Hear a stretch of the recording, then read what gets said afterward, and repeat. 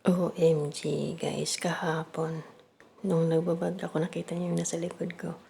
Ayan, nahuli ako guys na nagbablog. Ayun nga guys, lumabas yung anak ng tatay ko. Nahuli, tumawa lang siya. Pero hindi ko lang. So ayan guys, magtatrabaho na ako guys.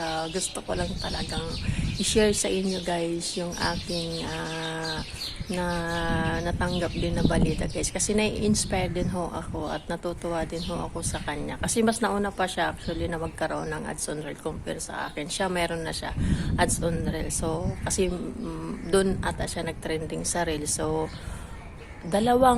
parang dalawang video yung pinost niya na nagtrending guys. So 'di ba yan ang napaka God is good talaga guys kapag ka talaga nag-iisip ka. Kasi sa tutusin lang naman guys, hindi naman ho talaga tayo magti-trending kung sa video lang talaga natin, tapos kung ano lang yung common lang yung ginagawa natin, 'di ba? So kailangan natin makapag-isip ng mga trending din na mga topic ngayon. Makisunod kayo sa uso para ma-unlock nyo yung hinahagad natin. So God bless guys. Bye guys.